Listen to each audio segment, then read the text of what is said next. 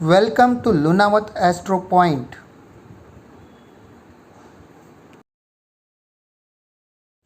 नमस्कार। Lunawat astro point की ओर से मैं ज्योतिषाचार्य डॉक्टर राहुल जैन आप सभी का हार्दिक स्वागत करता हूँ। आप जो कुंडली देख रहे हैं इस पर हम विचार विमर्श करेंगे। यह कुंडली एक जातिका की है और ये कुंडली के ग्रह नक्षत्र क्या फल दे रहे हैं इस पर आज हम विचार विमर्श करेंगे। आइए देखते हैं कुंडली क्या बोलती है। सातवीं भावाधिपति 12वें स्थान पर है और अपने विचारों को बिना भय अभिव्यक्त करने में समर्थ है। पुरुष समूह के बीच संकोच विहीन स्थिति में आप अपना कार्य कर सकती है। पति के मित्रों से बिना संकोच बातचीत करने के आप आदी है। समाज में चर्चा के विषय से मुक्त रहने के लिए अपने व्यवहार को नियंत्रण में रखना लाभदायक होगा, अन्यथा परिवार के बीच व्यर्थ के क्लेश उत्पन्न हो सकते हैं। संयम के दाम्पत्य जीवन को क्लेश मुक्त रखने का प्रयास आपको करना होगा। आप समय के पाबंद होने का प्रयास करेगी, कर्तव्यनिष्ठ बनने की कोशिश होगी। फिर भी जितनी सफलता मिलनी चाहिए उतनी सफलता उपलब्ध न होगी। आपके पति का कार्यक्षेत्र ही ऐसा है जहां कर्तव्यनिष्ठ होना कम संभव है। पति की प्रतीक्षा कभी कभी उद्वेगपूर्ण वातावरण का सर्जन कर देती है। आपको स्त्री हट के प्रयोग का इस्तेमाल करना पड़ेगा। मातृपद योग प्रकार से सुशोभित रहेगा। संतानों के अभ्यास कार्य के पीछे आपको ज़्यादा ध्यान देना पड़ेगा। क्षमा विरम्य भूषणम, बातों को समझने वाले अनेक संजोगों का सामना आपको करना होगा। आपको जीवन में दक्षिण दिशा से उत्तम जीवन साथी प्राप्त होने की संभावना दिखाई देती है। चंद्र आपकी 7वीं राशि में है। आपकी स्त्रीत्व एवं ईर्ष्यापूर्ण स्वभाव छिपाने की चेष्टा करने के बाद भी कभी कभी बाहर उछल पड़ेगी। आप अपने कठोर स्वभाव पर नियंत्रण न रखने के कारण अनेक लोगों की असंतुष्टि के पात्र बन जाने की संभावना रहती है। जीवन के आरंभ काल में ही माँ से अलग रहना पड़ सकता है या वैचारिक मतभेद रह सकते हैं। इस कारण माता से उपयुक्त शिक्षा की अप्राप्ति होने पर आवश्यक उपदेश, आदर एवं दूसरों का ध्यान प्राप्त करने की जानकारी से आप वंचित रह जाएगी।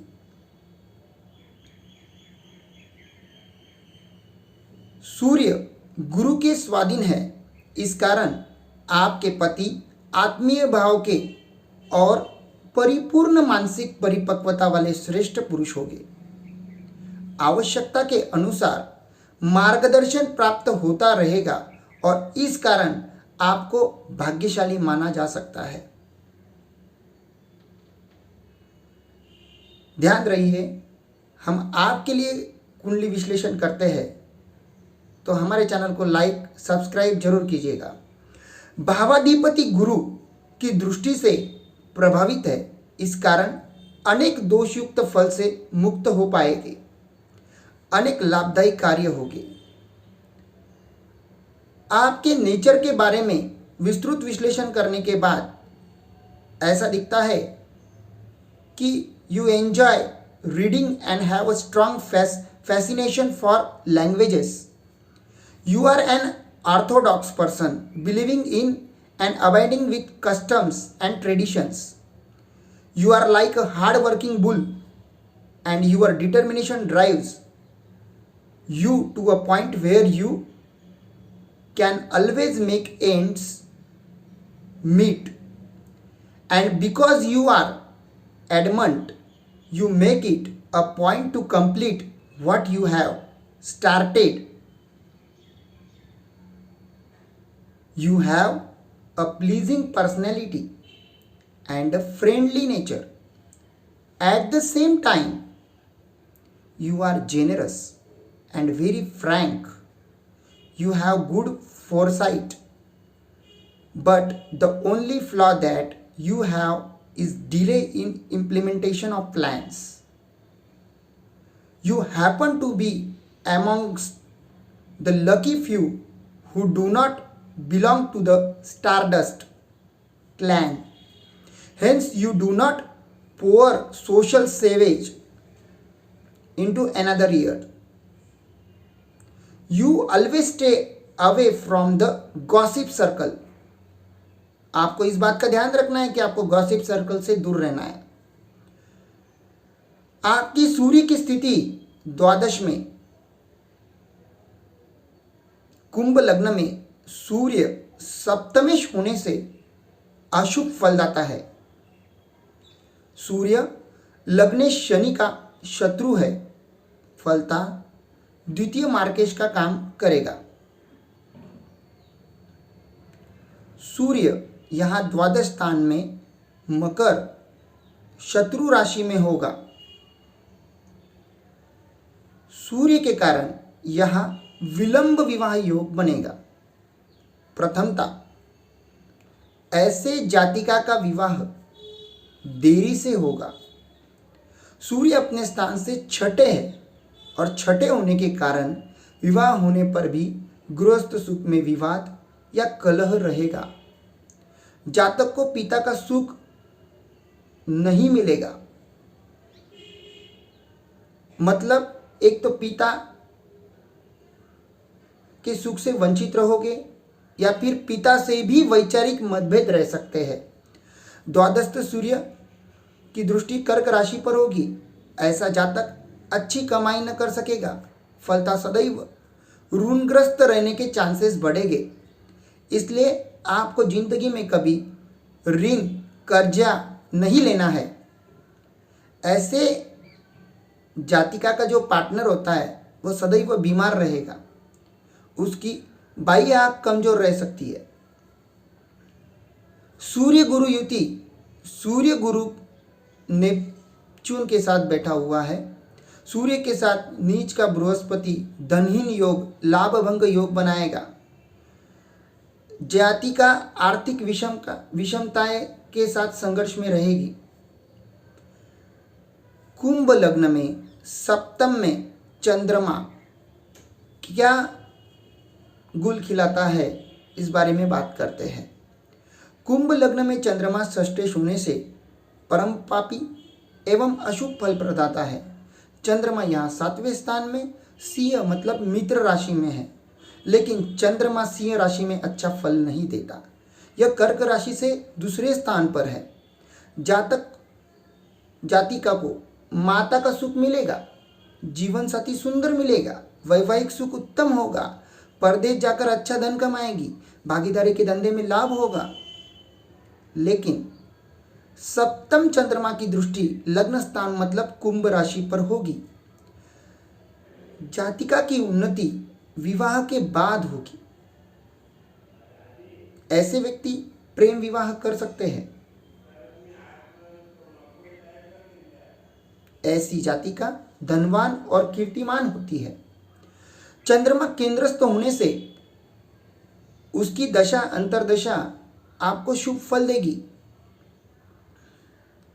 आपके कुंडली में मंगल राहु के साथ विराजमान है। मंगल या अष्टम स्थान में कन्या मतलब शत्रु राशि में होगा। यहां कुंडली मांगलिक होगी।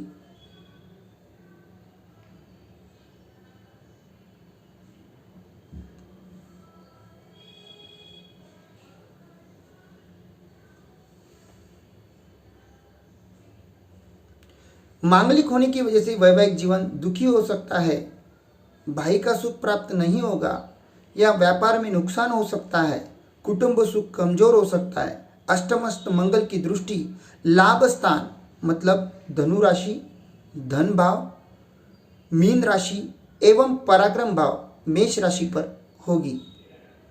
आपको रोजी रोजगार की प्राप्ति हेतु दिक्कतें आएगी। आपकी भाषा कड़वी होगी, भाइयों से लाभ नहीं होगा। तृतीयेश यदि 8वें हो तो ऐसी जातिका की मृत्यु राजदंड से हो सकती है। इस बात का ध्यान रखिए। ऐसा कोई दो नंबर का काम मत करे जिससे आपको तकलीफ हो। मंगल की दशा अंतर्दशा आपके लिए अनिष्ट फलप्रद रहेगी। उस समय आप हनुमान चालीसा का जाप कर सकते हैं। हनुमान चालीसा के जाप से मंगल की दशा अंतर्दशा में आपको बेनिफिट होगा। आपके मंगल के साथ राहु बैठा हुआ है, तो मंगल के साथ राहु होने से जातिका के जीवन में द्विभार्या योग बन सकता है। तो इसका प्रिकॉशन आपको हनुमान चालीसा का पाठ करके लेना होगा।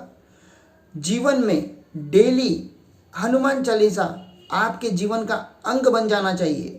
रोज आपको सुबह शाम हनुमान चालीसा का पाठ करना आपके लिए फलप्रद होगा। कुंभ लग्न में मंगल की जो स्थिति है उससे बहुत बार बोला जाता है कि द्विभार्या योग बनेगा, लेकिन ये हर बार पॉसिबल नहीं होता। अगर आप प्रिकॉशन लो तो आप इस चीज़ से भी निजात पा सकते हो।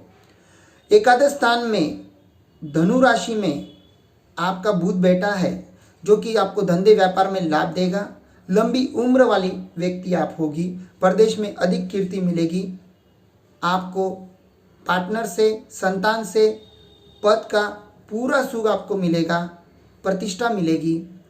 एकादश भावगत बुध की दृष्टि पंचम स्थान पर अपने ही घर मिथुन राशि पर होगी। फलता आपको उत्तम विद्या मिलेगी, संतान सुख उत्तम होगा। आपको जुड़वा बच्चे हो सकते हैं। अभी ये जुड़वा बच्चों का जो भविष्य है ये पति और पत्नी दोनों की कुंडलियों पे डिपेंड करता है। आप अलग अलग भाषाएं सीख सकती है, आपको एक से ज़्यादा भाषाएं आ सकती है। अष्टमेश यदि एकादश स्थान में हो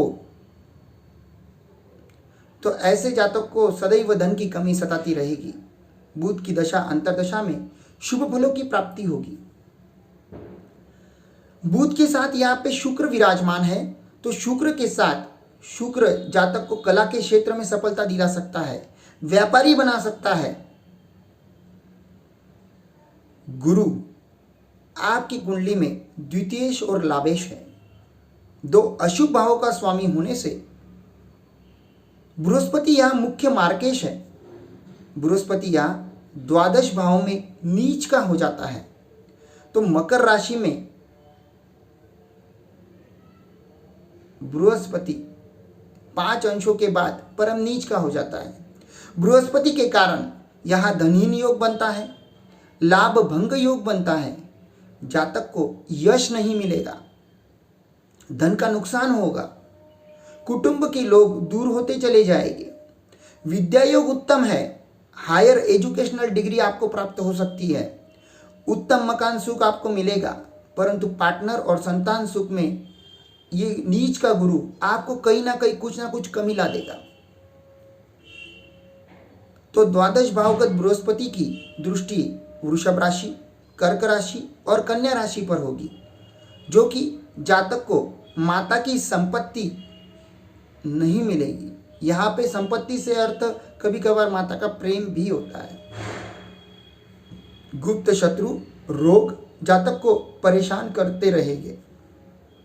धनेश यदि द्वादश में हो तो ऐसे व्यक्ति गवर्नमेंट में उच्च पद पा सकते हैं या नौकरी पा सकते हैं, लेकिन ज्येष्ठ पुत्र का जो सुख है उस मामले में इनको थोड़ी चिंता रहेगी। ज्येष्ठ पुत्र की केयर इनको करनी पड़ेगी।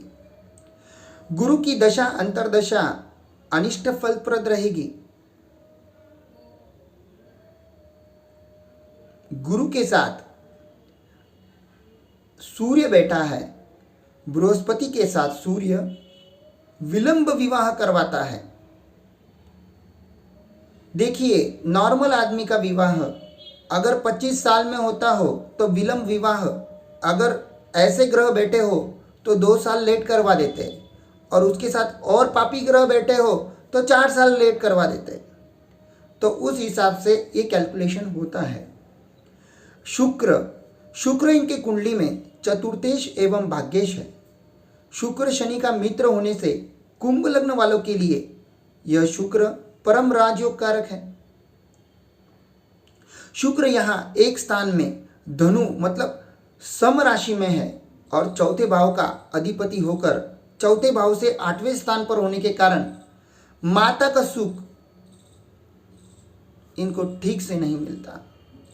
मतलब माता से वैचारिक मतभेद होने के चांसेस बढ़ जाते हैं।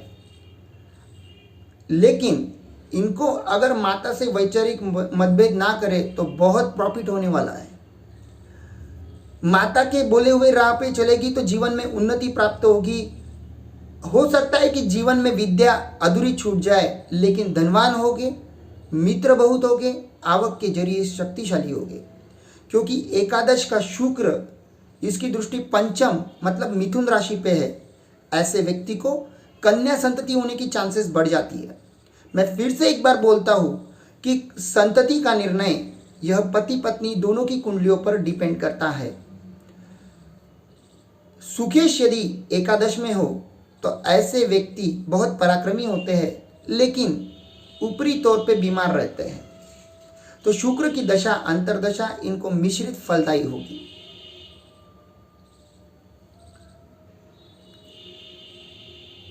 शुक्र का यहाँ पे बुध ग्रह के साथ संबंध बन रहा है। शुक्र बुध, शुक्र के साथ बुध व्यापार में लाभ दिलाता है, संतान सुख श्रेष्ठ देता है, विद्या सुख भी श्रेष्ठ होने का संकेत देता है।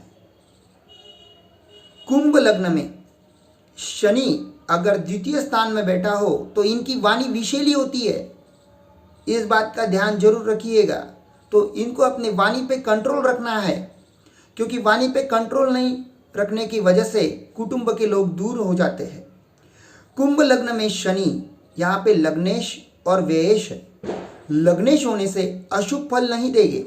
शनि द्वितीय स्थान में मीन राशि में होंगे, जो कि शत्रु राशि है। शनि द्वादश भाव से तीसरे स्थान पर होने से ये शुभ फलदायक हो गए हैं। और ऐसे व्यक्ति धनवान होते हैं, उनको उत्तम विद्या मिलती है, धन कुटुंब सुख की प्राप्ति होती है। यह द्वितीय शनि की दृष्टि मातृभाव पर वृषभ राशि पर रहेगी, अष्टम भाव कन्या राशि पर रहेगी, एकादश भाव धनु राशि पर होगी। ऐसे व्यक्ति के माता के साथ खटपट रहेगी, क्योंकि शनि की तृतीय दृष्टि वहां पे गिर रही है। आयु लंबी करा देंगे शनि महाराज, पर धंधे में वांछित लाभ नहीं मिलेगा। ऐसे व्यक्ति पुराने मकान की मरम्मत करके रहते हैं। वाहन में भी मरम्मत होती रहती है, क्योंकि मकान वाहन का स्थान चतुर्थ है, माता का स्थान चतुर्थ है और उस पर शनि की तृतीय दृष्टि पड़ रही है।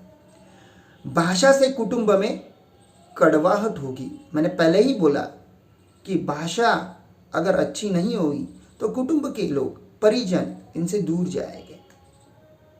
तो शनि के साथ केतु यहां धन प्राप्ति में भी विलंब कराएगा। राहु की स्थिति अष्टम स्थान में, यहां पे कुंभ लग्न वालों के लिए लग्न शनि से समभाव रखते हुए भी कुंभ लग्न वालों के लिए यह शुभ फल देगा। यहाँ पे अष्टम स्थान में कन्या राशि का होकर स्वगृही होगा।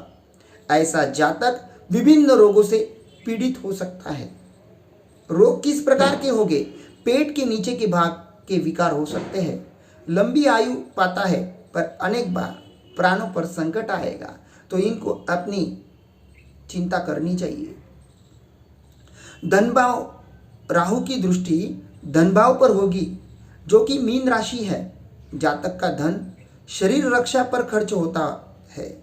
आर्थिक विषमताएं जीवन में बनी रहती है। ऐसे व्यक्ति का दैहिक मनोबल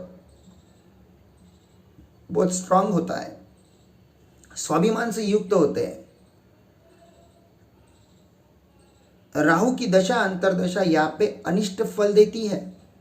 मैं फिर से एक बार बोलता हूं, हनुमान चालीसा का उपाय इनको मंगल राहु युति से निजात दिलवाएगा।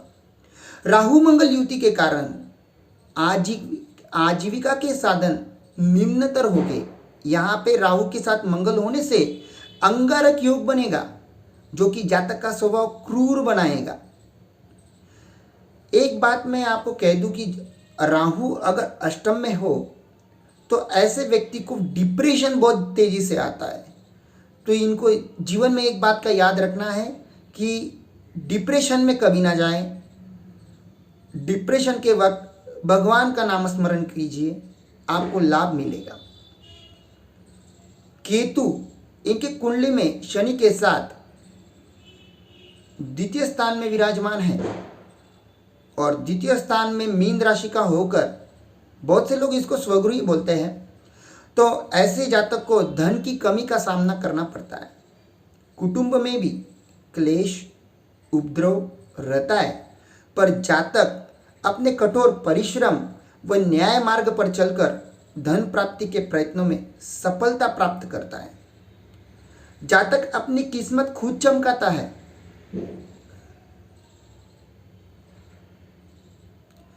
द्वितीय भावगत केतु की दृष्टि अष्टम स्थान पर होगी।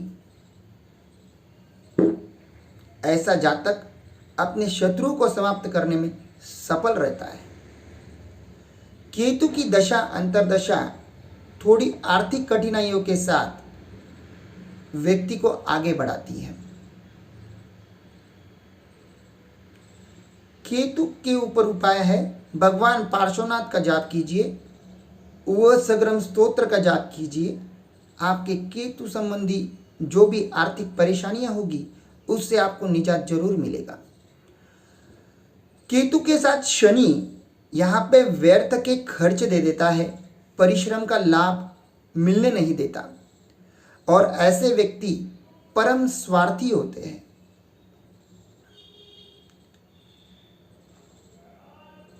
चंद्र का अष्टक वर्ग,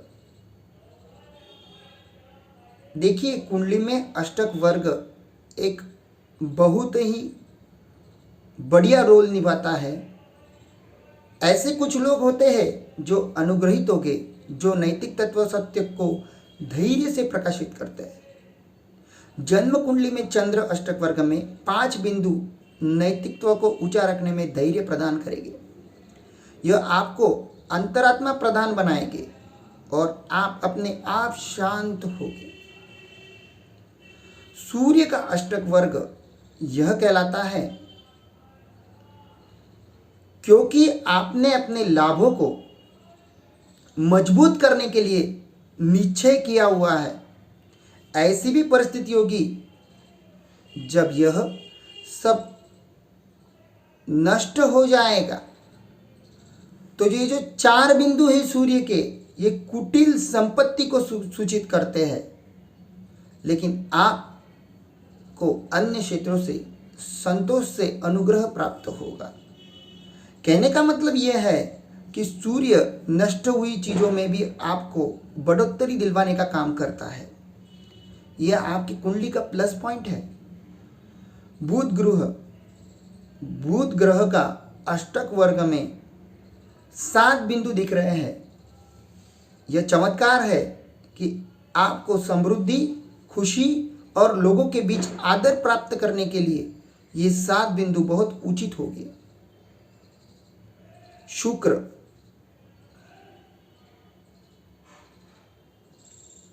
आपके जीवन का सबसे अच्छा कुछ है तो दोस्तों का सहयोग, सामाजिक रूप से स्वीकृत कोमलता और प्रसिद्धि आपके व्यक्तित्व को सूचित करता है और यह आपको सफलता का मुख्य तत्व है। अपने सामाजिक योग्यताओं से आप मानवीय और कर्मचारी अनुशासन संबंधी क्षेत्रों में सफलता प्राप्त कर सकते हैं।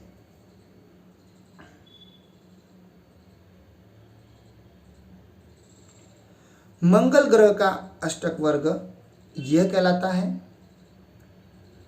मंगल ग्रह आपकी जन्म कुंडली के अष्टक वर्ग में मंगल ग्रह के 2 ही बिंदु हैं। यह पारिवारिक एकता के लिए आपके जन्म कुंडली के अष्टक वर्ग में मंगल ग्रह को 2 बिंदु है। तो यह पारिवारिक एकता के लिए अच्छी भविष्यवाणी नहीं है। अधीरता और कोष अनावश्यक झगड़ा और लड़ाई को उत्पन्न करता है। अपने आप को नियंत्रित करना ही इसका परिहार है। अपने उद्योग और कर्तव्य के नाम पर प्रिय लोगों और रिश्तेदारों से बिछुटने की पीड़ा का अनुभव यह मंगल करवाता है। इसलिए मैं बारंबार बोलता हूं, अगर किसी का मंगल अष्टम स्थान में हो तो हनुमान चालीसा उसके लिए वरदान साबित होती है। बजरंग बाण उसके लिए वरदान साबित होता है। गुरु का अष्टक वर्ग में किसी कारण से आपके जीवन का हर नीचाई एक ऊंचाई से बराबर हो जाएगा। आपके जन्म कुंडली में गुरु अष्टक वर्ग में 4 बिंदुओं से प्रभावित होगा। यह एक वरदान है, क्योंकि जीवन में परिस्थितियों में होने वाला घटाव बढ़ाव में मानसिक शांति को यह उत्पन्न करेगा। शनि गुरु में शनि का अष्टक वर्ग आपकी कुंडली में यह दिखाता है, क्योंकि आपकी जन्म कुंडली में शनि अष्टक वर्ग में बिंदु की कमी है। आपको हमेशा यह धन संपत्ति की तो प्राप्ति करवाता है, लेकिन अविश्वसनीय रास्ते से यह धन संपत्ति आपसे नष्ट हो जाएगी। मैंने पहले ही आपको सूचित किया है कि आप 2 नंबरी काम मत कीजिएगा। आपके उद्योग क्षेत्र में विपत्तियां और विनाश की संभावना रहती है, लेकिन आपके घर और उद्योग को किस प्रकार जगह पर लगाना चाहिए जहां नाश की सूचनाएं कम हो। अपने लाभों की संरक्षण करने की भी अवसर को नहीं छोड़ना चाहिए। दूसरों को विश्वास करते समय और दोस्तों को चुनते समय आपको विशिष्ट ध्यान रखना चाहिए। आपके जिंदगी का यह अनमोल सूत्र है। मैं रिपीट करता हूं, दूसरों को विश्वास करते समय और दोस्तों को चुनते समय विशिष्ट ध्यान रखना चाहिए। ओवरऑल आपके पूरे अष्टक वर्ग में अगर मैं भविष्यवाणी करूं तो आपके जन्म कुंडली के बिंदुओं को अधिकतम फैलाव कर्क राशि से तुला राशि तक का है, जो आपके यौवन वर्षों को सूचित करता है। आपको उद्योग उन्नति तक पहुंचा देता है। शैक्षणिक और व्यक्तिगत अभिलाषा इस समय उत्पन्न होती है और संतोष और समृद्धि उच्च स्थान पर होती है। भाग्य आपकी बेकारी और शैक्षणिक खिंचाव को अनुभव करने का अवसर नहीं देगा। गृहस्थ संबंधी चिरानंद भी आपको प्राप्त होगा। गुरु शुक्र बुध द्वारा धारण किए राशि में उपस्थित आकार से सदृश्य के अनुसार आपका भाग्य बहुत अच्छा होगा। आपकी शैक्षिक अभिलाषा आनंदमय होगी और आपको ऊंचे पढ़ाई के लिए स्थान प्राप्त होगा। आपको उद्योग के क्षेत्र में धन संपत्ति प्रसिद्धि की ओर ले जाएगा। व्यक्तिगत जीवन में आपको आदर्श युक्त जीवन साथी प्राप्त होगा और वैवाहिक जीवन आनंदमय होगा। आपके संतानों के साथ जीवन अनुग्रहित होगा। यह आपके जीवन का सबसे अनुग्रहित समय होगा। आपके लिए विशिष्ट समय 24 से 28 उम्र में होगा।